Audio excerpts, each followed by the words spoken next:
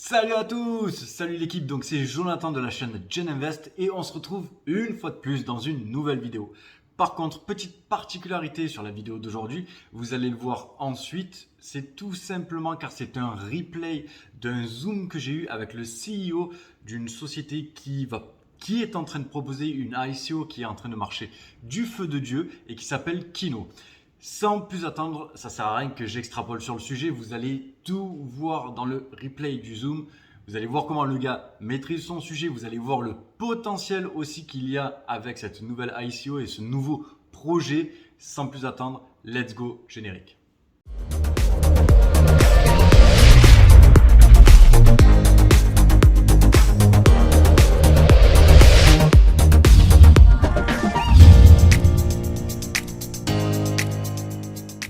Oui, moi, je suis got it. Ok. Donc, ouais, tout le monde m'appelle Simo et en fait, on m'appelle Sidi Mohamed. Donc, c'est juste que ça dépend des projets. Pour le coup, donc moi, je suis ingénieur de formation. Je fais une école parisienne et j'ai bossé. En fait, je suis un ancien consultant. Je bossais chez Instant pendant quelques années. Donc après, j'ai bossé dans la tech, j'ai lancé des startups, etc. Et depuis un an et demi, deux, j'ai lancé mon projet Web3, je suis dans la crypto depuis un certain temps, en plus en tant qu'investisseur, etc., etc., qu'en tant que builder. Mais après, comme je suis dans la tech, je suis dans les startups et que ça fait 6-7 ans que je suis dans les startups, on cherchait en fait quelque chose à faire, quelque chose d'intéressant, etc. Et donc, c'est pour ça qu'on s'est lancé dans ça. Et toi, donc, c'est quoi ton background? Enfin, Écoute, comment très tu... rapidement, moi j'ai vécu pendant pas mal d'années à l'étranger, notamment en Australie. J'ai démarré le Ok, marketing de nice. réseau, j'ai démarré le marketing de réseau en Australie. Ok. De là, après, je suis rentré en France. C'est là où Mhm. je me suis confronté à la différence entre la mentalité un peu anglo-saxonne et la mentalité francophone. Bref, ça c'est vraiment la petite parenthèse. Et donc, je suis rentré en France, il a fallu que je reconstruise carrément une organisation. Euh, Ok. donc, j'avais retrouvé un job, j'étais responsable de projet. Donc, en gros, on m'avait confié le réaménagement d'une usine. En gros, sur 3 ans, Mhm. fallait augmenter la production de 20% avec un budget de 4 millions qui était alloué, tout ça. Donc, projet qui a été Ok. réussi. Et, euh, et à côté, j'avais redémarré le marketing de réseau en France. Au bout d'un an, Ok. déjà, j'avais l'équivalent de mon salaire avec le marketing de réseau. Au bout d'un moment, j'ai décidé tout simplement de franchir le pas, de quitter mon job et de me consacrer vraiment à mon activité. Et à travers cette activité, tu sais comment ça marche, hein, marketing de réseau, comme son nom l'indique, tu te crées un réseau. J'ai été amené à découvrir le milieu de l'investissement, du trading, forex, crypto. Et c'est ce qui fait que à l'heure actuelle, maintenant, voilà, j'ai toujours mon activité de marketing de réseau, mais je vis aussi de mes Ouais. investissements. Et, euh, Ok. et comme Jonathan le sait, je suis assez friand de projets, de nouveaux projets, mais projets qui sont solides derrière, euh, ce qui nous amène à cette rencontre au final. Très Voilà un bien. peu. Ok. Ok. Je suis désolé si tu me vois sur mon téléphone, un peu, parce que j'ai un gros event en fait qu'on est en train de lancer après-demain avec Sanofi, donc ils sont en train de me m'éclater Avec Sanofi? la tête. Ouais, ouais, c'est un de mes plus gros clients en fait. Parce que moi en fait j'ai ma startup en fait que j'ai lancée il y a quelques années.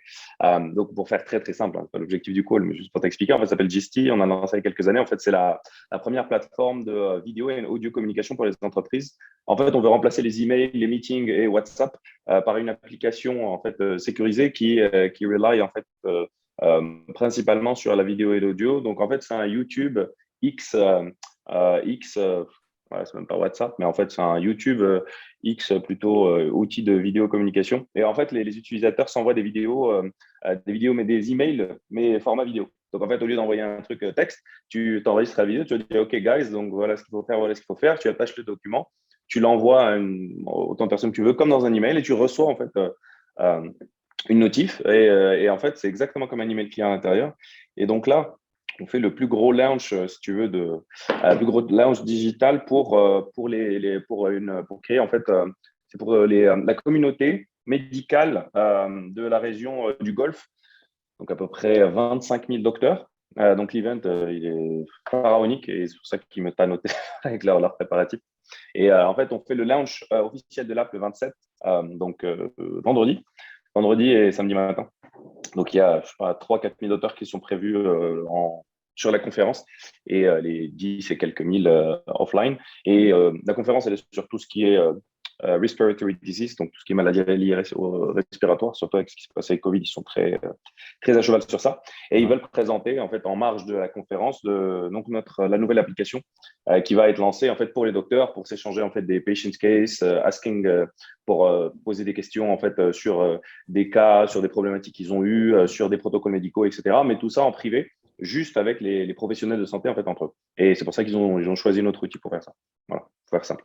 Donc ça, c'est ma startup. Et en fait, on n'a pas que Sanofi. On a Sanofi, on a AXA, on a HSBC, on a… Ouais, il y a des gros acteurs, en fait, derrière. Ouais, des très gros acteurs. Ouais, on est… En fait, on est lancé dans 15 pays, etc. Donc, moi, c'est ce que j'ai lancé en fait en 2016 jusqu'à là, hein, jusqu'à aujourd'hui. Le produit a été lancé en fait en 2021. Et en fait, en même temps, en parallèle de la finalisation en fait, du produit, on a fait des pieds aussi. Donc, on a passé beaucoup de temps avec ces grosses boîtes parce qu'on a créé les use cases, etc. On a développé le produit grâce à eux parce que déjà, ils nous donnaient de l'argent, entre guillemets, des espèces de grants pour qu'on puisse en fait développer exactement. Donc, ils nous payaient en fait. Ils nous disaient, on vous paye, on aime le produit, on aime l'idée. Est-ce qu'on peut créer un truc qui va être utilisé plus largement, par exemple, dans la banque et la finance, dans ci, dans ça. Donc là, bon, sur ce projet-là, on est en train de lever 6 millions de dollars, donc ça, c'est autre chose, mais ça, on est en train de discuter avec des fonds d'investissement, etc. pour ça. Et comme, en fait, c'est pas qu'il n'y a plus rien à faire, mais en fait, maintenant, c'est sales et marketing, en fait, c'est du PR. Donc moi, c'est moins ce qui m'excite. Je trouve ça moins intéressant. Donc, on est en fait, exactement. Je suis le CEO, en fait, je suis co-founder. C'est ma boîte, mais voilà, c'est plus fun. Donc, en fait, il y a 1 an et demi, j'avais rencontré, parce que je voyais, tu sais, le Web3, la crypto qui se développait, etc. Je me suis dit, tiens, il y a peut-être quelque chose à faire, surtout que moi, ma thèse de fin d'études, je l'ai faite sur la data. Donc, ma thèse de fin d'études, c'est Data is the new oil. Donc, c'était en 2010. Donc, quand je parlais de ça aux gens, on me regardait comme un uluberlu. On me disait, de quoi tu parles? La data, on s'en fout de la data. Ok, Ouais, j'imagine. bon, je t'explique. Voilà. Donc, voilà, les gens, ça les intéressait pas plus que ça. Et aujourd'hui, en fait, c'est la même trend continue, c'est-à-dire le Web 2, c'est 100% data, hein, Google, Facebook, enfin tous, ils font tous des trucs. Les gens pensent qu'ils utilisent le rap. En fait, c'est la data en fait qui est reine en fait aujourd'hui et qui gouverne un peu tout ce qui se passe, hein, quoi qu'on fasse. Et les gens en fait font à peu près la même erreur sur le Web 3, c'est-à-dire il n'y a pas en fait d'acteurs qui gère en fait la data des gens. Donc aujourd'hui, tu fais tes KYC sur 15 000 projets, tu as tes assets sur 15 000 plateformes, tu as ton identité digitale qui est dans plusieurs endroits. Enfin, tu n'as rien en fait qui te permet d'avoir une espèce de passeport centralisé, etc. Et c'est là en fait où est venue l'idée de Kino. Donc le projet s'appelle Kino, au cas où John ne te l'avait pas dit. Donc Kino, c'est un data vault. Pour te faire une image très très simple, le coffre-fort à la banque. Donc, nous, on donne le coffre-fort et après, on a des mini coffres-forts à l'intérieur qui sont spécifiques à chaque utilisateur, donc à chacun, et où la banque ne sait pas ce qu'il y a dedans et où la seule personne qui peut regarder ce qu'il y a dedans, c'est la personne qui a la clé. Exactement comme la banque. On a refait le même principe, sauf que c'est sur le Web3 et que ce qu'il y a dedans, c'est pas qu'on sait ce que c'est, on leur donne en fait les cas d'utilisation. Après, ils remplissent avec la data. Nous, on n'a pas une idée exacte de ce qu'ils font avec, mais l'idée, elle est très simple, c'est qu'on agrège en fait donc les assets digitaux, que ce soit les coins, que ce soit les NFT, etc., en s'interfaçant en fait sur les différentes plateformes existantes, les différents écosystèmes.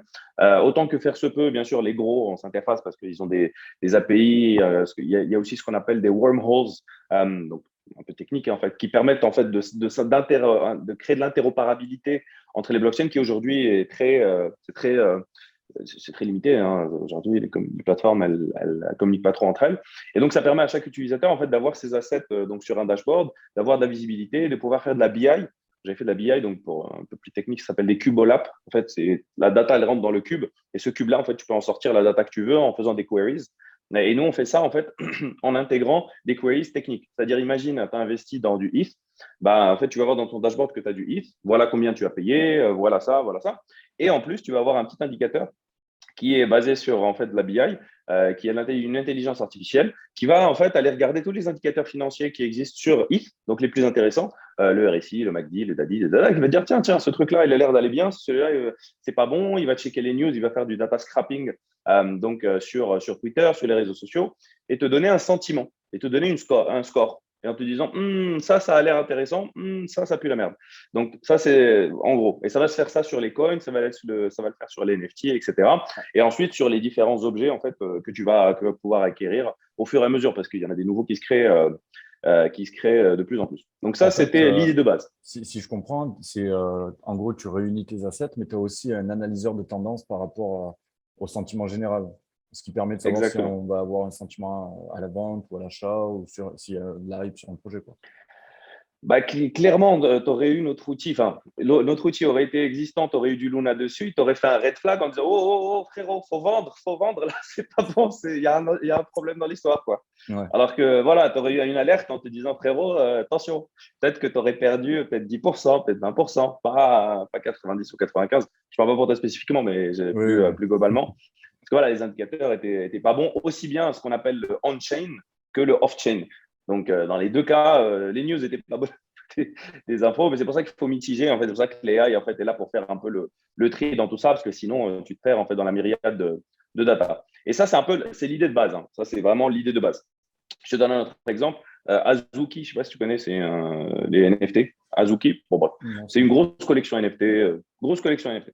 Ça marchait du tonnerre de Dieu, etc. Et jusqu'à ce que un espèce d'investigateur, enfin, tu sais, dans la blockchain, les gens, ils aiment bien aller checker des trucs, se sont rendu compte que le CEO, en fait, avait fait 4 rug pulls avant. Donc, son Quatre projet, quoi, il est pardon? top, hein. Rug pull, en fait, il avait scamé les gens. Ah, Il avait fait d'accord. 4 scams avant. Donc, en fait, il avait lancé des trucs, ça n'a pas marché. Enfin, c'est même pas qu'il a marché. Il a récupéré l'argent, il est parti. Une fois, deux fois, trois fois. Donc, il a ramassé assez d'argent pour créer une grosse collection avec un grand artiste, etc., etc. Et là, celle-ci a marché super bien. Donc, je pense que le floor price, donc le prix minimum pour le NFT, il devait être facilement, je ne me trompe pas, à du 20 ou 30 ETH. Et il s'est craché la gueule du jour au lendemain à 5 ETH parce que les gens se sont rendus compte que le mec avait scamé les gens avant. Donc, ça a créé en fait un sentiment de marché un peu compliqué. Et ça, c'est typiquement le genre d'info que l'AI va aller chercher en fait sur Twitter et va remonter avec un red flag en disant attention, voilà, pour le coup, c'est du data scrapping, c'est pas c'est vraiment de l'analyse de tweets, etc. Ça s'appelle de sentiment analysis. Donc, c'est une analyse de sentiment qui va te dire attention, le sentiment, il n'est pas bon sur tel projet, sur tel projet. Donc, ça, c'était vraiment l'idée de base. Hein. On avait commencé sur ça. On avait fait une espèce de bêta rien pour nous, en fait, pour tester. On a vu que c'était fun et que ça nous servait beaucoup.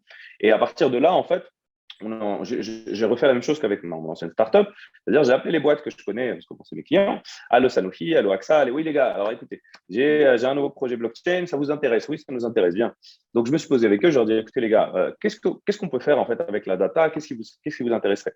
Et on a regardé un peu ce qui existait. Donc, on a vu qu'il y avait là, il y a la Web3 Identity, on a vu qu'il y avait plein de choses qui se passaient. Et il y a les KYC, j'en passe, c'est les meilleurs. Et donc, on discutait avec AXA, ils nous ont dit, bon, l'identité, c'est vrai que c'est bien, mais nous, ce qui nous intéresse, c'est les objets. C'est-à-dire, nous, on est un assureur, on doit assurer des objets. Et c'est vrai que c'est une tannée, en fait, devoir en fait envoyer plein de documents, etc., sur des objets. Donc, on leur a dit, d'accord, est-ce que ce serait possible, si ça vous intéresserait, en fait, qu'on puisse NFTiser un objet? Donc, tu m'achètes ton téléphone, tu vas en minter un NFT, sur ton data vault. Et cet NFT-là va avoir toute ta metadata, c'est-à-dire ta facture d'achat, les maintenances qu'il y a eu dessus, quand est-ce qu'il a été acheté, est-ce qu'il est sous garantie, blablabla. Et ces infos, en fait, constitue un NFT que tu peux partager ensuite avec ton assureur, avec quelqu'un avec qui tu veux le revendre. Tu peux potentiellement le tokeniser. Donc là, je parle d'un téléphone, tu ne peux pas le tokeniser, mais tu pourrais tokeniser un appartement. Tu parlais d'appartement avec John là, il y a 2 minutes. Bah, en fait, tu pourrais faire la même chose avec une maison, un appartement, le tokeniser potentiellement, soit le vendre en partie, soit potentiellement pouvoir le louer et avoir les dossiers en fait, des locataires sous le même format, donc c'est-à-dire sous format du Vault. On a parlé avec Sanofi, ils nous ont dit oui, ben nous, on a 200 habitants en Arabie Saoudite qui veulent en fait avoir de la blockchain pour avoir la data de leurs patients, mais il faut que ce soit sécurisé. On ne peut pas faire confiance, etc. Et eux, très bien, on peut le faire. Donc, à partir de là, on s'est dit d'accord, ce serait peut-être une bonne idée qu'on développe notre propre blockchain au lieu de rely sur une autre blockchain qui peut être Solana, etc. existant, simplement parce qu'en fait, on est responsable d'infrastructure et envers les entreprises, elles ne signeront pas avec nous si en fait on ne leur donne pas une infrastructure sécurisée pour laquelle on fait par exemple sur tout ce qui est cyber security, surtout quand ils regardent maintenant, il faut faire des tests de pénétration. Bon, je vous passe les détails techniques, mais on les fait par exemple tous les mois avec des tests de vulnérabilité, etc. On a une team cyber security, c'est son boulot quoi. Elle fait que ça. Et si c'est pas ta blockchain, tu peux pas leur dire en fait, avec les entreprises, on a ce qu'on appelle des SLA. En fait, c'est un terme technique qui veut dire en fait, tu leur dis combien de temps, combien de temps elle tourne. Donc, est-ce qu'il y a un runtime de 99,9%? Si ça tombe et que c'est un problème critique, tu le règles en 20 minutes. Si c'est pas critique, c'est en 48 heures. Enfin bref, ces informations-là. Donc ça, normalement, les blockchains, les projets de toute façon en général, AWS, etc., les donnent. Mais une entreprise ne signera pas si c'est pas toi qui prends la responsabilité. Et toi, tu Normal, prends pas parce la qu'il y a une tierce responsabilité, c'est partie, pas en ton fait. infrastructure. Exactement. Et moi, je ne prends pas la responsabilité si l'infrastructure ne m'appartient pas. Demain, Solana, elle fait de la merde, c'est moi qui prends pour la gueule. C'est pas possible. Donc, on a développé notre propre blockchain qui s'avère être plus rapide et moins cher que Solana. Donc, on a passé 12 mois de travail dessus full-time avec une équipe de 10 personnes au total, entre les product managers, les développeurs, etc. etc. Et aujourd'hui, en fait, donc, bon, on l'a pas annoncé parce qu'on y va petit à petit, mais on a notre testnet qui est fonctionnel, qu'on peut déployer si on veut demain pour avoir des bêta-testeurs. Et sur ça, en fait, on crée de nouveaux use cases. Donc, quand je reviens sur Sanofi, avoir en fait sur le Vault, chaque patient va avoir un Vault. Chaque Vault va contenir donc, s'il a des coins, des assets, il aura ses assets. S'il a que ses informations médicales, que les informations médicales, c'est au choix en fait de l'utilisateur. Sauf que la problématique de la blockchain, quelle qu'elle soit, c'est qu'elles sont publiques. Aujourd'hui, tu peux rentrer dans un bloc de n'importe quelle blockchain, tu ouvres, la data, elle est visible. Et ça, c'est problématique parce que tu n'as pas envie de savoir que les gens, tu pas envie que les gens sachent que tu as une Ferrari, quoi, ou que tu as un cancer, hein, dans l'idée. Donc, c'est pour ça qu'on a rajouté une technologie au-dessus qui s'appelle un Zero Knowledge Proof. Alors, les ZKP protocols te permettent en fait d'encrypter la data qui est dans chaque bloc. Donc, tout le monde peut avoir accès au bloc, sauf qu'il va voir A, B, C, D, E, F. Ça ne veut rien dire. Ça ne veut absolument rien dire pour chaque personne. Ça veut dire quelque chose pour l'unique holder de la clé qui, quand il tourne en fait la clé du ZKP, ça le fait et ça fait apparaître l'info. Et le deuxième avantage du ZKP, c'est que tu peux partager l'information avec une tierce personne qui demande une information. Imagine, tu vas au casino et elle veut savoir si quel est ton nom, ton prénom et est-ce que tu as plus de 21 ans. En fait, le ZKP, qu'est-ce qu'il fait? En fait, il va choisir l'information parmi la base de données, entre guillemets, qui est à l'intérieur, qui est donc les informations qui sont dans la blockchain, et montrer uniquement les informations que tu choisis. Donc, au lieu de donner ton ID avec ton nom, ton prénom, ton adresse, le mois et l'année de naissance, etc., elle va dire son prénom, son nom, c'est ça? Il a plus de 21 ans? Oui. Ça y est. Ce qui fait qu'en fait, la data, et c'est là, en fait, on revient à la data, en fait, on change le ownership. Le ownership n'est plus auprès des entreprises qui collectent la data au fur et à mesure. D'ailleurs, petite anecdote, je ne sais pas si vous avez vu, mais ce matin, Twitter, il vient de se faire taper 150 millions d'euros de fine pour avoir utilisé la data de leurs utilisateurs sans les avoir prévenus. Et ça arrive tous les 2 du mois. Donc là, pour le coup, comme en fait la data elle est encryptée et que le seul qui a la clé, c'est toi ou l'utilisateur en question, personne ne peut y avoir accès. Et donc, on a discuté par exemple avec Publicis en leur disant, les gars, sur la Web3, vous allez avoir un problème là. Parce que les gens, ils vont récupérer le ownership de leur data pour ceux qui vont, parce que ça va se démocratiser de toute façon, les gens vont comprendre, c'est pas con. S'ils voient une solution comme Kino, ils vont se dire, bon, moi, je préfère que ma data m'appartienne. Donc, on leur a dit, d'accord, nous, potentiellement, on va avoir des millions d'utilisateurs. On va avoir des milliards de data, peut-être des trilliards de data. Ce qu'on vous propose, c'est de créer une marketplace dans laquelle nos utilisateurs, les utilisateurs du Vault, vont pouvoir en fait vendre leur data à vous s'ils le choisissent. Donc, imagine-toi, tu es OK pour vendre, pas ton nom et ton prénom, mais tu es OK pour vendre que tu as entre 30 et 40 ans, que tu gagnes tant d'argent et que tu es intéressé par tel truc. Pour eux, c'est important parce que ça, c'est le type de data qu'ils achètent chez Google. Sauf que là, ça va te créer du passive income pour toi parce que tu vas pouvoir le vendre à plusieurs. Donc, je parlais de Publicis, mais après, c'est vendable en fait à toute entreprise qui est intéressée par du marketing et de la communication, etc. etc. Donc, après, les use cases sont myriades. On a des use cases, par exemple, comme je te disais, pour faire des KYC. Donc maintenant, avec un ZKP, tu vas pouvoir faire ton KYC sans envoyer les documents. Tu vas pouvoir louer un appartement en envoyant tes informations directement sans avoir à le faire. Et la stratégie qu'on adopte, ce n'est pas la stratégie de tous les projets crypto. C'est une stratégie très différente qui est enterprise oriented. Donc en fait, on va voir l'entreprise, que moi je les connais, c'est plus d'une décennie que je bosse avec eux, et je leur dis, bon, vous n'avez pas de budget pour des projets techno, ce qui est vrai. Hein. Ils n'investissent pas énormément, surtout la blockchain, ils ont un peu peur, etc., etc. Donc, on leur dit, vous ne payez rien. On vous donne notre blockchain entièrement gratuitement. La version basique. Hein. Je ne leur dis pas ça, mais on leur dit, voilà, on vous donne. Ils ne savent même pas de quoi on parle. Je dis, écoutez, on vous donne une blockchain, vous l'utilisez. En contrepartie, je veux que chacun de vos clients ait un Vault chez nous. C'est-à-dire, on va faire du customer acquisition via l'entreprise. Donc, l'entreprise, elle est gagnante parce qu'elle ne paye pas le service, alors qu'elle paye aujourd'hui, hein, parce qu'ils ont des bases de données, ils ont des vaults déjà existants sur AWS, etc., qui se font hacker de temps en temps, ils perdent la data. Bon, ça, c'est une autre histoire. C'est très important d'ailleurs pour eux, c'est assez sensitive. Donc, on leur dit, on vous donne gratuitement en contrepartie. Vous faites en sorte que vos clients, en fait, chacun un Vault. Et ça, en fait, ça va nous faire acquérir en fait, des millions d'utilisateurs sans avoir à aller faire du marketing et de la communication comme des fous autour à droite, à gauche. Et en plus, ça veut dire que les informations, par exemple, imagine, toi, tu es assuré auprès d'AXA, je prends toujours cet exemple, s'ils ont un document, en fait, comme quoi tu es assuré, par exemple, tu as une montre, ils t'ont assuré ta montre, tu vas recevoir le document sur ton Vault et il va être certifié.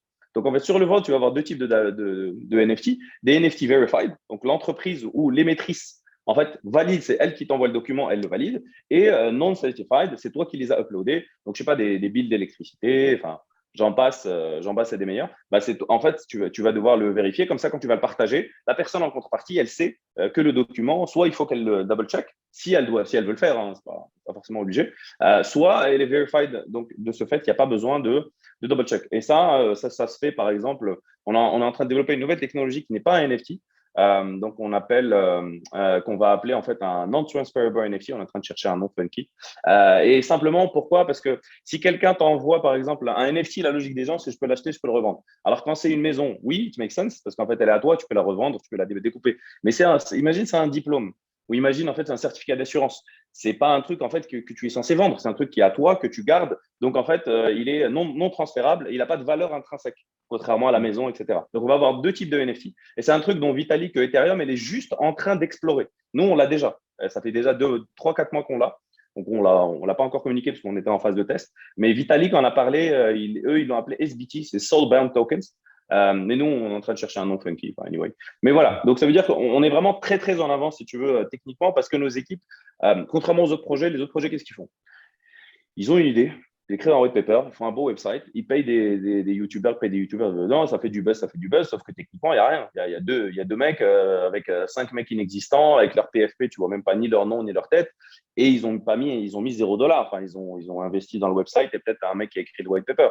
Nous, ça fait 1 an et demi qu'on a 10 personnes qui travaillent. Ça nous a coûté plus de 200 000 $ en cash de notre poche parce que c'est comme ça qu'on fonctionne, parce que les entreprises étaient là. Et d'ailleurs, cette fois-ci, les entreprises n'ont pas payé. Parce que, elles étaient d'accord pour discuter, mais c'était pas d'accord pour payer. Donc, elles sont d'accord pour faire le partenariat, nous amener leur expérience et nous donner, bien sûr, un cachet comme quoi, oui, on travaille ensemble sur ce projet-là. Donc, voilà, donc c'est ça le projet. Donc là, actuellement, en fait, on vient d'ouvrir notre round de private sale. On a déjà en fait levé plus de 250 000 $ avec des investisseurs privés. Nous, l'idée de passer, parce que malheureusement, les gens dans le retail, si tu veux, etc., ils ont peur des marchés. En fait, ils ont ils comprennent pas qu'en fait, le bear market, c'est le meilleur moment pour investir. Eux, ils attendent juste de FOMO. Quand tout le monde est là, que tout le monde est au pic de son truc, ils viennent, ils achètent le plus cher et après, ils chialent parce qu'ils ont perdu 90%. Donc, c'est ça, j'essaie de l'expliquer aux gens, mais ils ne me comprennent pas. Je fais des calls, je fais des amendes, on me dit, ouais, mais c'est un bear market. Bah, c'est bien, moi j'achète. Il me dit, mais pourquoi? T'es con ou quoi? Tu vas acheter Ethereum quand il fait 4 000? Bah non, bah, tu achètes Kino à 0,02, pas à 2 $. C'est complètement débile ton histoire. Donc voilà, anyhow. Donc c'est pour ça qu'en fait, nous, on essaie de faire de l'évangélisation en fait, autant que faire se peut pour expliquer en fait comment le marché fonctionne, etc. etc. Et voilà, donc nous, on lance notre private sale.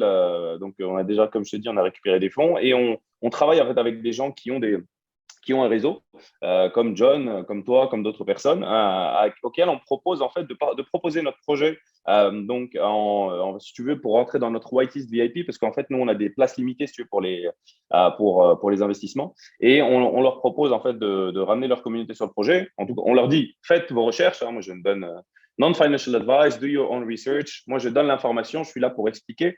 Je donne d'ailleurs, je peux demander à John, je fais des calls, etc. pour autant que faire se peut, pour faire un peu le PR. Mais voilà, après, les white papers sont là, le site est là, les gens peuvent rechercher, etc. Et en contrepartie, donc pour les gens qui ont des communautés et qui ont une expérience dans le marketing du réseau, etc., on propose donc des commissions intéressantes parce que moi, au lieu de payer les couillons de YouTubers qui ne me servent à rien en plus, parce que 3 quarts du temps, il fait 25 vidéos, ils ont 15 000 bots, 25 fake accounts qui leur donnent des likes. Moi, ça ne m'intéresse pas. Donc, on fait 0 vidéo avec les YouTubers ou quasiment rien. À part ceux qui aiment le projet. Par exemple, on a eu un mec de Twitter très, très connu avec un gros compte que j'ai rencontré qui m'a dit, j'adore ton projet, et il a mis 50K. Voilà, c'est un exemple. Et il m'a dit, moi, je vais faire la promo gratos. Voilà. Donc ça, on fait. Mais à part ça, on passe que par du marketing de réseau parce qu'on trouve que c'est plus efficace et que le retour sur investissement est quand même beaucoup, beaucoup plus intéressant et que ça permet de créer un lien en fait avec notre communauté plutôt que d'avoir des mecs qui viennent Wen Lambo, parce que j'en ai sur Telegram, bon, ils me saoulent, je leur parle pas. Mais oui, tu connais, ils viennent Wen Lambo, oui, non, ça marche pas comme ça. C'est pas le…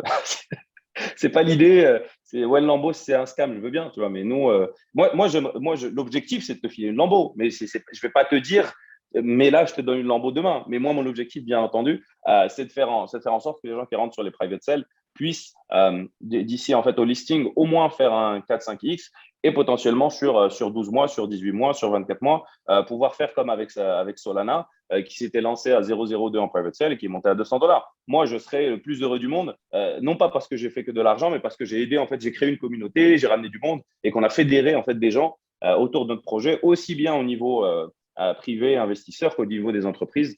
Ceux-là, on les a déjà et ils sont en train de rentrer de plus en plus. Là, j'étais avec le Head of Vaccines de Sanofi pas plus tard que lundi. Je lui explique le projet. Il me dit, mais écoute, on peut rajouter nos recherches, parce qu'ils font de la recherche maintenant sur tout ce qui est là. Je sais pas, vous avez entendu parler du truc du singe, la variole du singe. Je lui en Ouais. parlais. Il me dit qu'en fait, ils sont en train de travailler avec Pfizer et Moderna pour créer en fait un vaccin spécifique pour ça, à ARN messager, blablabla. Et voilà. Et toutes ces datas-là, en fait, toutes ces informations-là de communication entre les entités, en fait, c'est très sensitive et ils veulent en fait utiliser la blockchain pour ça. Donc, en fait, on est en train de décupler nos use cases au fur et à mesure. Il y en a qu'on va dévoiler au grand public, d'autres non, parce que c'est les entreprises, elles préfèrent les utiliser en off. Mais voilà, nous, on est vraiment enterprise-oriented, ce qui est très différent de ce que je peux voir, même dans les top 10, si tu veux, coin. Le seul coin qui a une stratégie similaire à la nôtre, c'est Chainlink. Voilà. Parce que Chainlink, ils ont fait des partenariats avec plein de boîtes, mais Ouais. eux, c'est normal. Ils cherchent la data on-chain, off-chain pour la ramener on-chain. Donc, eux, ils sont obligés en quelque sorte. Nous, on n'est pas obligé de le faire, mais on a choisi de le faire parce qu'on a une expérience et une expertise dans l'enterprise. Et ce qui nous donne, en fait, c'est un peu notre unique selling point, en fait, comparé à d'autres projets, en plus, bien sûr, des cas d'utilisation. Ok, ok. Et au niveau de la technologie, parce que bon, clairement, c'est quelque chose qui est en avance, est-ce que ça va être facilement adaptable? Parce que tu me dis, tu as des partenariats avec Sanofi, avec AXA. Au fur et à mesure que tu vas avoir Mhm. des boîtes qui vont vouloir peut-être se rajouter, regarde, on prend un exemple. Tu me parlais de AXA au niveau des assurances. Moi, je ne suis pas chez AXA. Ouais. Si OK. jamais un jour, je veux pouvoir justement centraliser ma data pour pouvoir ben, tout Mhm. simplement la lock up, tu vois, histoire que personne n'y ait Bien sûr. accès, est-ce que c'est facilement Mhm. adaptable pour de nouvelles entreprises qui viennent se greffer sur le projet, par exemple? Ah, bien sûr, complètement en fait. C'est-à-dire que soit l'entreprise a déjà sa blockchain, ce qui arrive pour certaines, c'est rare.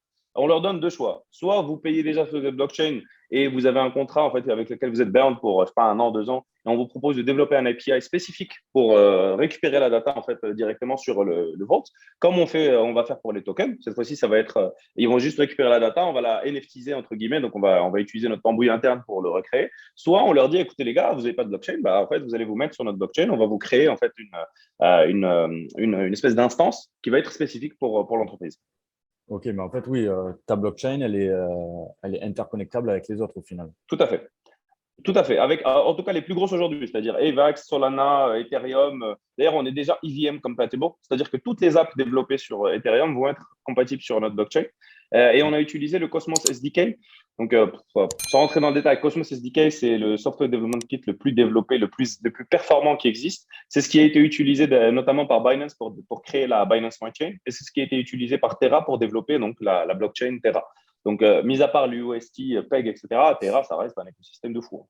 Donc, il y a plein de projets, etc. Et donc, on est sur la même technologie, sauf qu'on a rajouté des blocs parce que, par exemple, le ZKP et certains modules d'EVM, par exemple, la Binance Smart Chain, elle est EVM compatible.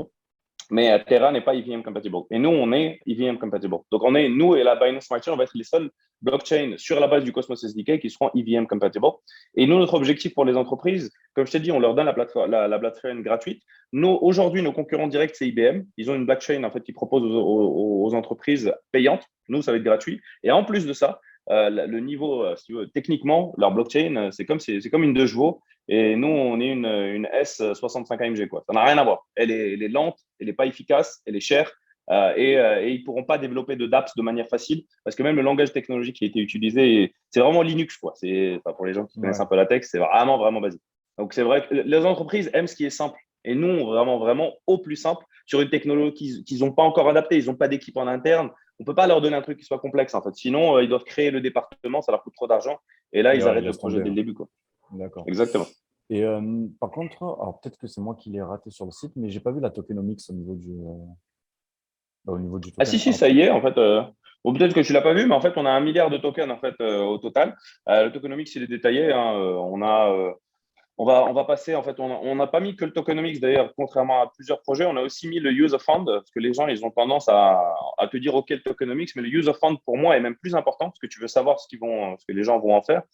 Donc, en fait, au niveau donc, si tu regardes, en fait, c'est le tokenomics, donc en fait, on a 30, donc on a aujourd'hui 8% sur le private sale, donc c'est ce qu'on est en train de faire maintenant. On a 1% en airdrop, 18% c'est le public sale, 5% ça va à la foundation, 5% aux partenaires, donc les entreprises entre autres, 1% au Launchpad, 15% de liquidity, 30% de stacking rewards et 12% seulement pour la team. Donc, on a choisi de garder, on va dire, le moins de tokens possible pour la team pour montrer en fait qu'on est là sur le long terme. Et en plus, on a un vesting plan sur la team qui est très agressif. C'est-à-dire qu'après le launch, on a 6 mois de clip, si je ne me trompe pas, et ensuite, c'est 24 mois en lice. Donc, on est là pour 3 ans minimum sur le projet, sachant que ça fait déjà 1 an et demi qu'on travaille dessus. Et en termes de user fund, et c'est là où je pense que c'est important, c'est que 32% en fait des fonds levés vont partir sur la tech et R&D, 24% sur le marketing et la promotion, 15% seront locked pour la liquidity, pour les exchanges, etc., etc. 15% ce sera user acquisition, donc on se garde 15% pour du sales entre guillemets, pour aussi bien entreprises que les utilisateurs, parce que bon, faudra faire les deux, bien sûr, faudra faire de la promo auprès des deux. On se fait une réserve de 5% et 0,5% partent sur du charity. Donc, on est en train de faire des partenariats avec des œuvres caritatives, notamment en Afrique. Moi, je voyage pas mal en Afrique, au Rwanda notamment et au Malawi, où en fait, on a des œuvres caritatives avec lesquelles on travaille, avec lesquelles on est en train de signer des partenariats pour pouvoir en fait financer les études d'enfants défavorisés. Et sur un programme spécifique, moi, que je trouve extraordinaire, c'est de payer les parents pour envoyer leurs enfants à l'école. C'est pas on vous construit l'école, démerdez-vous. C'est les parents, des fois, ils peuvent pas en fait envoyer. C'est pas qu'ils veulent pas, c'est qu'ils ont besoin que leurs enfants travaillent pour leur amener à manger. Donc en fait, on s'est calé sur 50 à 100% de plus par jour pour que les enfants soient payés pour chaque journée passée à l'école. Donc ils font l'appel et si l'enfant est là toute la journée, il est payé 50 à 100% de plus que ce qu'il ferait en allant à la mine ou en allant en fait sur une autre typologie de travail, ce qui est beaucoup plus intéressant pour les parents et ce qui en fait accrue énormément donc les chances en fait qu'ils soient envoyés à l'école plutôt que de les envoyer au travail ou autre part. Ouais, c'est vrai, c'est pas du tout, c'est très intelligent comme concept. C'est vrai. Parce que c'est bien beau Je de l'ai pas rencontrer inventé, les hein. Non, non, non, J'ai j'ai pas bien compris. inventé, hein. Non, mais J'ai je juste savais, trouvé. non, mais je savais Ouais, même pas que ça se faisait. C'est vrai qu'on parle toujours ouais, d'œuvres bah, caritatives pour leur construire des infrastructures et tout ça, mais c'est vrai qu'au bout du compte, ils ont besoin d'argent pour manger et c'est vraiment pas bête comme concept. Ouais. ah, mais clairement, moi, quand j'ai vu le concept, et j'avais vu en fait des TED Talks sur ça, etc., j'ai fait pas mal de recherches avec des gens que je connais qui sont dans le domaine. Tout le monde, en fait, les gens veulent juste se donner bonne conscience, surtout dans la crypto. Alors, beaucoup vont donner des animal shelter, etc. Bon, j'ai rien contre ça, hein. Moi, je veux très bien, tu veux aider les animaux, ça te regarde. Mais moi, je préfère aider les êtres humains, hein. C'est ma vision des choses. Surtout que en Afrique, enfin, les gens, ils y vont pas beaucoup. Déjà, je suis marocain, j'ai grandi au Maroc. Donc, je suis africain, même si les gens, ils n'arrivent pas trop à comprendre.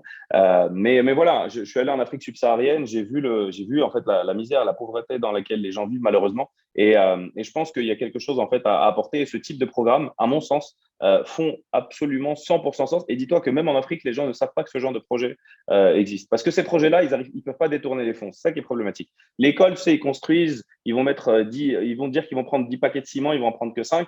À ça, ils arrivent à tirer un peu d'argent. Quand tu leur dis, on Ouais, les paye pour la journée qui vient, et en plus, on envoie des bénévoles, en fait, ils y vont quotidiennement pour s'assurer, pour faire des vérifications, etc. Donc, je ne dis pas qu'il n'y a pas de fraude, mais au moins, ça les ça note. apporte sa pierre à l'édifice. Voilà. Et ce n'est pas l'État qui gère ça. D'accord, ouais, c'est pas bête du tout. Là, je suis sur le site en même temps. Je regardais. Est-ce qu'il y a un endroit où on peut. Parce que, en fait, je t'explique comment nous, on travaille. Oui, bien sûr. Si tu veux, nous, on a, j'aime pas trop le mot, mais on est un groupement de leaders. En fait, on est un groupement de personnes OK. où on se permet de réunir nos communautés sur différents projets. D'accord? OK. Mhm. Donc, c'est pour ça que généralement, ben, on a chacun notre lot d'analyse de projets et après, on le propose le site. J'ai vu que, enfin, il y avait toute l'équipe sur le white paper et tout ça. J'avais pas vu, je sais pas pourquoi, j'avais pas vu le lien au début quand j'étais passé sur le site en Ça défilant arrive. les onglets. Ouais. Et, qu'est-ce que j'allais dire? Oui, savoir s'il y avait moyen de retrouver toute l'équipe, si vous avez si vous avez tous, par exemple, des LinkedIn pour qu'on puisse vérifier les profils et tout ça. Je sais que c'est quelque chose que l'équipe va me demander potentiellement. Bien sûr. Donc, pour que chacun puisse Bien faire ses sûr. recherches. Parce que j'ai Bien vu que sur sûr. le white paper, il y a toute l'équipe qui est affichée, mais il n'y a pas En fait, sur le Il white n'est pas paper, là. comme c'est pas interactif, en fait, normalement, quand tu en fait, ils copy-paste sur les noms, on peut les trouver sur LinkedIn. Après, on Ouais, a tous les team members n'ont pas voulu mettre leur nom de famille pour des raisons diverses et variées. ouais, pas de Donc, souci. certains team members, quand on nous demande, on leur dit voilà, les team members. En fait, on avait eu le choix. Il y a certains ont dit oui, certains ont dit non. Donc, on dit écoutez, on va mettre vos prénoms et voilà, pour ceux qui nous demandent, on leur donnera. Alors que pour nous, en fait, il suffit juste de faire un copy-paste en fait du nom et du prénom. Vous nous trouverez sur LinkedIn, on est tous dessus. Et ceux qui ont choisi en fait d'apparaître sont sur LinkedIn en tant qu'employés. En fait, il suffit de taper Kino et j'ai trouvé en fait l'adresse, les employés, etc. Tout est sur LinkedIn en D'accord. fait. Donc, ceux qui sont sur le white paper, on peut les retrouver. Ceux qui sont sur le white paper et qui ont décidé de donner leur nom de famille, etc. Oui, ils sont dessus. D'accord. Ok, ok. Parce qu'en plus, Impeccable. il y a des membres en fait, de l'équipe qui sont là en full-time, d'autres en part-time, etc. Donc, ils travaillent Ouais, sur, pas forcément que sur le projet. Donc, ils ne veulent pas forcément avoir, comme je te disais, leur nom de famille. Mais sinon, au final, ils sont OK pour mettre leur prénom, mettre leur photo, etc. Mais pour le reste, voilà. Donc, nous, on préfère, nous, on s'est engagé, si tu veux, en tant que team, founding team, à donner nos noms, notre prénom, on a accès à notre LinkedIn, enfin, à toutes les informations. ouais, ok. Je vois, il reste aussi 16 jours pour la seed, c'est ça? On est bien d'accord? Oui, en fait, c'est le round one. En fait, là, les investissements que tu vois, ça, c'est pour les gens qu'on a waitlist et on les ouvre petit à petit. Comme le marché est un peu lent, là, on n'a pas les investisseurs, si tu veux, les gros investisseurs qu'on a eu en off, en privé. Donc, ceux-là, ils sont sur un d'autres wallet spécifiques et on ne communique pas dessus, si tu veux, avec les gens. On laisse les gens pouvoir rentrer parce que l'idée, c'est qu'il y a un maximum aussi une maximum de communautés qui se créent. Donc, ils viennent sur Telegram, ils sont contents, on leur fait des jeux, on fait des loteries, on fait une tombola, on fait pas mal de choses.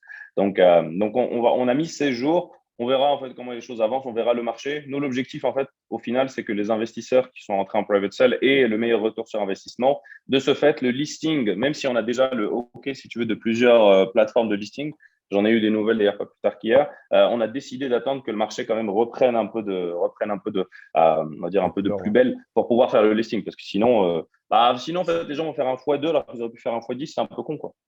Ouais, d'accord. En termes de listing, sans indiscrétion, tu as quoi comme plateformes qui vont arriver?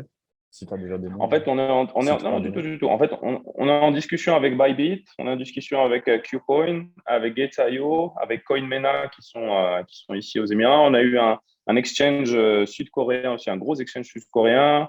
On est en discussion avec MEXC et on est en train de voir avec des launchpads, donc notamment avec les gros launchpads, les Boozilla, les Binance Labs, etc. Donc, je ne dis pas que c'est signé, hein, c'est en cours de discussion. Et on va voir en fait quelle est la meilleure stratégie parce que c'est hyper contraignant en fait. Les gens pensent que c'est bon où tu vas.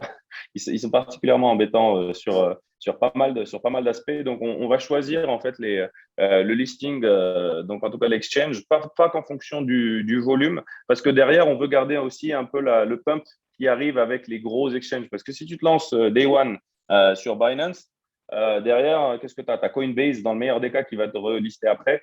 La added value, elle n'est pas énorme. Donc, nous, la stratégie, c'est qu'on fasse un mid-range, si tu veux, un mid-range listing qui va créer un premier pump et ensuite, en fait, continuer à discuter avec les autres pour avoir ça parce qu'on a les partenariats qui arrivent. Donc, au fur et à mesure, on va avoir des partenariats. Ça va créer encore plus de mousse. Alors, une fois que tu lances sur Binance ou sur un gros truc, ça repart. Donc, c'est dans l'intérêt de tout le monde. Donc, on essaie de trouver la meilleure stratégie de pump, pas naturelle, on va dire organique, pour que les investisseurs puissent avoir le meilleur retour sur investissement possible.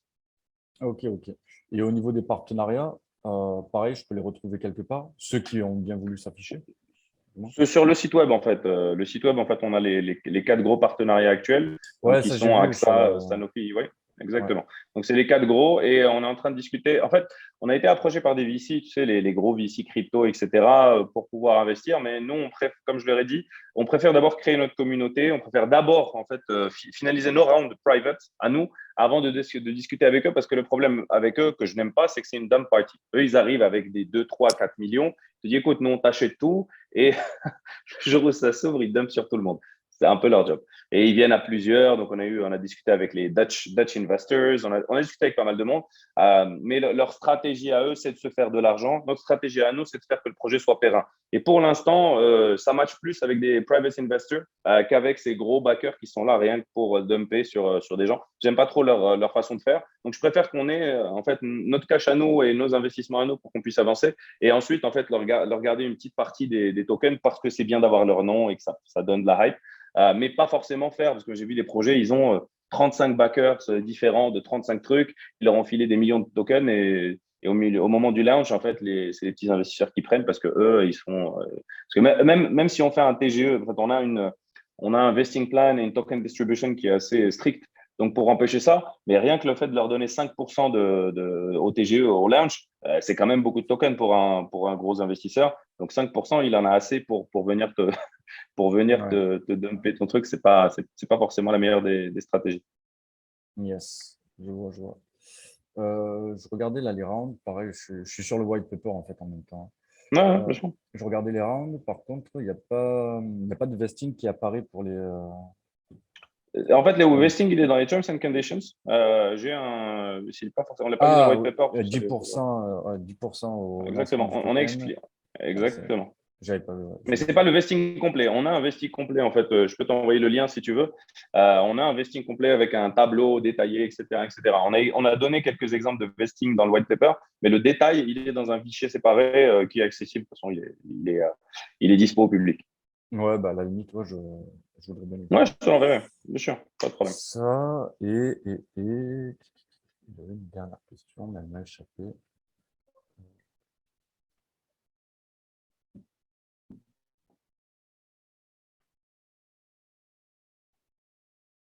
Non, mais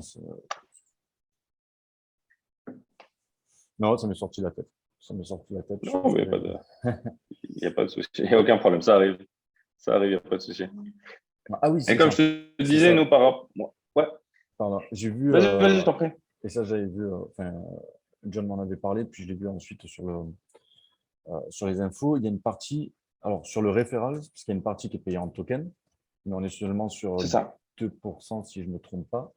Et ensuite, Exactement. Et ensuite, il y a une partie qui est payée en cash. Donc, en gros, c'est quoi? C'est en USDT sur ton échange, sur ton code wallet, Exactement. C'est ça.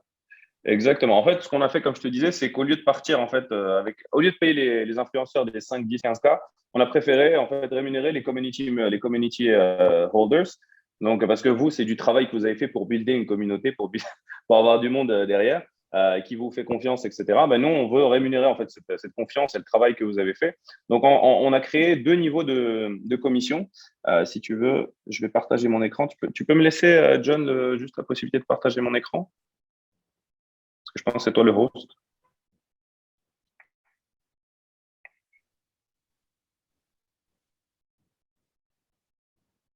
Attends, par contre, il faut juste que je mette mon chargeur, mon ordi va s'éteindre. Je reviens tout de suite. Ah, pas de souci.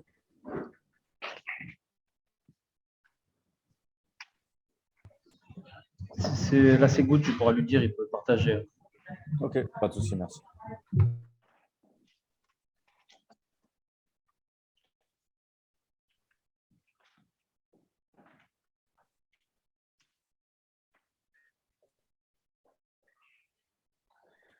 John m'a dit, tu as le partagé, tu peux y aller.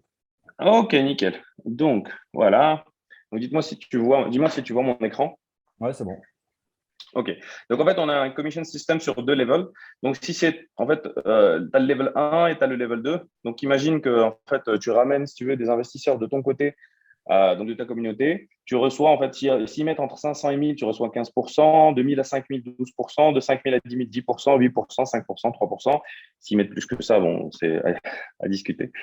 Et en level 2, c'est-à-dire que si quelqu'un de ta communauté ramène quelqu'un, donc il utilise le referral code en fait, qu'il a, et comme en fait, on lit les referral codes sur 2 levels, en fait, tu reprends donc 1% en token et tu reprends 8, 5, 3, 2, 1, etc. Voilà. Donc, c'est en échelle, quoi. D'accord, ok. C'est quoi? C'est payé en USDT, je suppose? Exactement. C'est payé en USDT, en fait, dès qu'on reçoit l'investissement. Donc, au moment où on reçoit l'investissement, tu reçois, donc si la personne, elle paye aujourd'hui, on a 24 heures en fait pour t'envoyer. Ou alors, si tu me dis que tu vas recevoir plusieurs personnes sur la semaine et que tu préfères recevoir un paiement pour faciliter les choses, on le fait de manière hebdomadaire. Ça dépend en fait de la taille et du nombre d'investisseurs qui vont venir.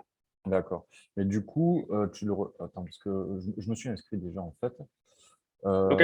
Tac, c'est une adresse ERC20 qu'on a mis. Donc en fait, on le reçoit via le réseau ERC20 sur le wallet qu'on a Pas enregistré, c'est bien ça? forcément. Non, pas nécessairement. Parce qu'en fait, on veut réduire les frais aussi par rapport à vous et même par C'est rapport pour à nous. ça. Donc, si tu préfères. Ouais, non, non, clairement. Non, on envoie tout sur la BSC, soit en BUSD, soit en USDC. Parce qu'on conseille de pas trop garder en USDT, parce que USDT, ils ont un peu de FUD là, dernièrement. Et donc, voilà. Je conseille pas trop de garder en USDT pour l'instant. En attendant de voir ce qui se passe avec les SEC. Mais oui, c'est du stablecoin qui est envoyé sur la BSC. Après, nous, on a vraiment mis, au final, bon, bref, de base, le token, les Kin tokens devaient être distribués sur la BSC ou D'accord. sur Ethereum. Au final, comme on lance notre propre blockchain, bon, ça, pareil, on n'en a pas encore parlé parce que c'était une des surprises qu'on garde. Les tokens sont distribués sur notre propre blockchain. Donc, c'est pas être un token, ça va être un coin. Et donc, les gens vont avoir leur propre wallet sur la Kino blockchain avec leur token sur la Kino blockchain. Donc, il n'y aura pas besoin en fait de BSC adresse ni rien du tout. C'est pour ça que les gens, quand ils les mettent, on les laisse les mettre parce que c'est standard et que bon, ça, tout le monde a l'habitude. Mais au final, vous allez avoir une adresse qui sera attribuée au nom, prénom, email en fait de chaque compte. Vous allez avoir votre propre adresse sur la blockchain client. C'est comme ça que ça D'accord. va fonctionner. Mais en revanche, pour le stablecoin, ça sera envoyé sur l'adresse. Parce que les commissions, les gens qu'on a sur commission, bon, on en a peut-être, je sais pas, pour l'instant, on en a une vingtaine. C'est pas énorme, on va pas en avoir 2000. Donc, c'est gérable en fait. Donc, pour le coup, tu voudras juste que tu me dises, moi, voilà l'adresse sur laquelle je veux recevoir mes commissions et on te les enverra en fait aux dates qui sont prévues. Ok. Ok, ok, je vois. Impeccable. Oui, bah, c'était ça en fait ma dernière question, ça m'est revenu. C'est tout bon. Ok. Non, non, c'est ce dont j'allais parler de toute façon. C'est pour ça que je voulais te parler en fait d'un peu du système, comment ça fonctionnait. Et donc pour l'instant, ça marche plutôt très bien. Hein. Je peux demander John, d'autres personnes qui viennent là. Comme en fait, on est doxed, que la technologie elle est là. En plus, on est très transparent par rapport au projet, comment ça avance. Là, par exemple, on a créé une mini-série technologique sur l'avancement de la blockchain. Donc, toutes les semaines, il y a une nouvelle vidéo qui est publiée pour montrer ce qui se passe. Donc, on montre que la blockchain, elle tourne, on montre qu'il y a des serveurs qui tournent, on montre le testnet, on montre la rapidité, on montre le faible coût des transactions. Enfin, tout ça, en fait, au fur et à mesure, est déployé. Et une fois, maintenant, dans les prochains mois, on va avoir le testnet qui va être fonctionnel, on va intégrer les premiers utilisateurs en bêta-testeur avec les cas d'utilisation, avoir les retours des utilisateurs. C'est pour ça que c'est bien de bosser avec les entreprises, mais comme eux ne sont pas très crypto, tu leur donnes un use case, ils vont ramer un peu pour faire des retours. C'est pour ça que c'est important d'avoir une communauté des gens en plus qui sont un petit peu initiés à la blockchain pour nous faire ces retours et pour, j'espère, nous faire des bons retours, nous trouver des failles, nous faire des problématiques qu'on va pouvoir régler parce que c'est c'est le but du testnet. D'accord. Ok, ok. On a Voilà. un gros Donc, je ne sais pas lobby si qui. c'était clair, je ne sais pas si tu as, si Wow. t'as d'autres questions, etc. Non, c'est tout clair. C'est tout clair pour moi. C'est tout bon.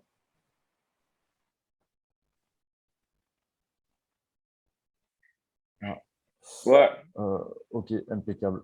Bon, on a un gros décalage, mais de toute façon, je pense qu'on a fait le tour. ok, ok. Si jamais j'ai d'autres Ouais, c'est questions, je vrai qu'il y a un gros reviendrai. lag. Donc, en tout cas, c'était un plaisir de te rencontrer. Si tu as d'autres questions, n'hésite pas. Et puis voilà, Ouais, ouais, ben, si jamais il y a besoin, je passerai par John, c'est quitte à ce ça. qu'on se fasse un groupe WhatsApp ou quoi, et, comme ça on pourra en reparler.